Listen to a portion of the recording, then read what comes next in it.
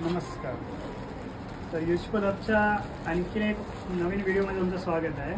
तर आज मी तुम्हाला सांगणार आहे मिशोवरून मागवलेल्या एक नवीन प्रोडक्टबद्दल. तो आहे गार्डनिंग टूल्स. जे आपल्याला गरजेचं असतं आहे कुठलाही नवीन झाड किंवा काही माती वेगवेगळा मिक्सिंग करण्यासाठी उपयोगी असतं. तर हे मिशोवरून मी आता मागवलेलं आहे. याचं तुम्हाला दाखवतो कसं असतं ओपनिंग करून.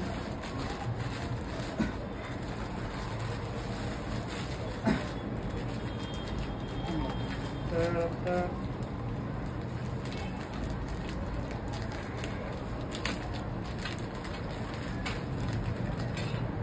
हे आहे सॉईल मिक्सर. क्वालिटी पण तुम्ही बघू शकता, क्वालिटी पण चांगली आहे त्याची.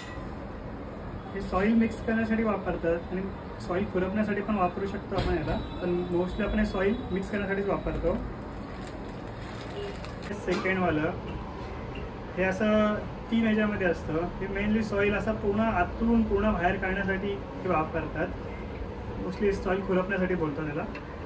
आणि हे जी वरती लेवल शेवाळ वगैरे बनतं कुठल्याही सॉईलमध्ये, अगर ह्याच्यामध्ये मातीमध्ये, मातीवर वरून हे सॉईल खुरपण्यासाठी हे वापरतात. हा एक टूल आहे. आणि त्याच्याबरोबर अजून एक टूल आलेलं होतं तर हे आहे हे हँड ग्लोव्ज. हे सॉईल मिक्सिंग करण्यासाठी काय आपले हात खराब नाही म्हणून ते वापरायचं असतं. हे आहे कटर, जे कुठले वूड कटिंग करण्यासाठी किंवा तुम्हाला दुसरा प्रोपॅगेशन करायचं असेल, म्हणजे एका प्लांटचं 2 प्लांट करायचे असेल तुम्हाला दुसऱ्या कुंडीमध्ये लावायचं, तर हे वापरण्यासाठी हे चांगलं आहे. मोस्टली आपण हाताने तोडतो ते बरोबर नसतं, त्यासाठी आपण हे वापरू शकतो.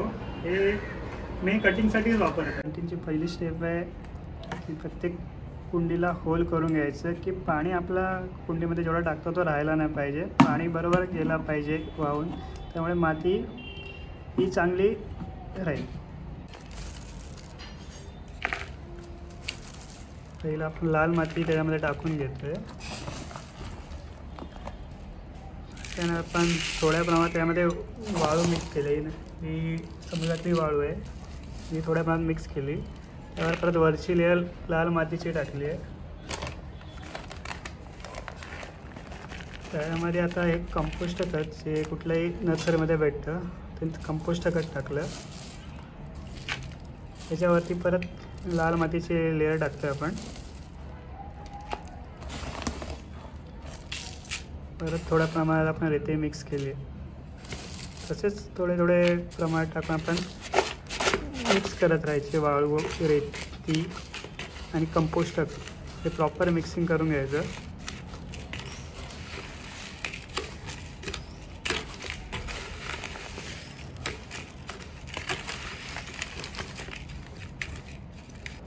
हा एक मोगऱ्याचा कलम आहे जो आपण नर्सरीमधून आणलेला. तर हाच झाड मी या कुंडीमध्ये लावणार आहे. पहिला आपण त्यामध्ये 4 दगड ठेवले त्या होलावर, कारण की होलावर दगड ठेवल्याने ते पाणी आहे तो त्यामुळे राहत नाही, पाणी पूर्ण निघून जातो. त्यामुळे माती पूर्ण फिक्स नाही राहणार. त्यामध्ये पाणी चांगल्या प्रकारे जाईल. आता जे आपण मिक्स केलेलं होतं आधी ते सगळं त्याच्यामध्ये कुंडीमध्ये टाकून घेतो.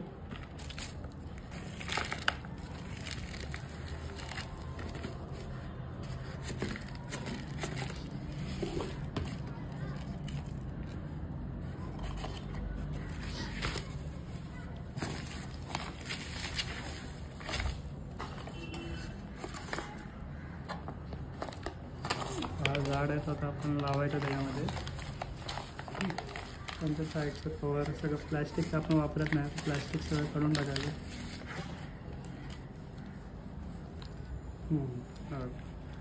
हा झाड जो राहिलेला होता त्यांच्या मातीसकट एम ठेवला. त्यांची पण माती थोडीशी घट्ट असते, ती पण आपण फोडून घ्यायची.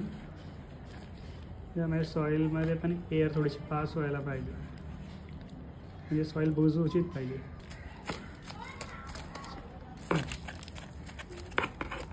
आपण ते खुरपणी आणलेलं, खुरपणीचा वापर आपण जे मातीची फोडायला आपण यूज करतोय.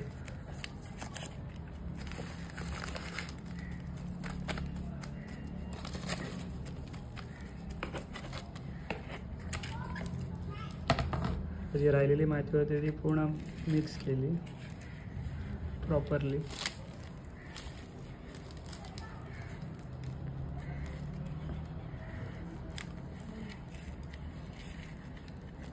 परत वर्मी कंपोस्ट आपण टाकते, जेणेकरून उपयुक्त जे झाडाला लागतं ते सर्व गोष्टी त्याला भेटतील.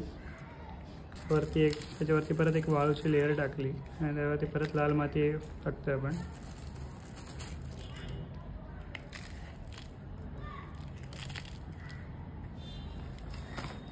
हे जे खत असतं जे काळ्या कलरमध्ये तर ते आपल्या प्लांट ग्रोसाठी खूप उपयुक्त असतं. वरती हे DAP टाकलेलं आहे आपण.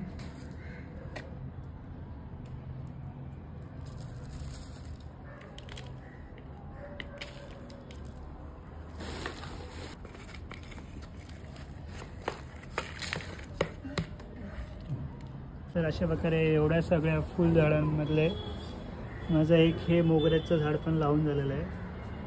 बाकीची झाडं तर तुम्ही पहिल्या स्टार्टिंगलाच बघितली असतील माझी की फुल झाडं किती आहेत माझ्याकडे.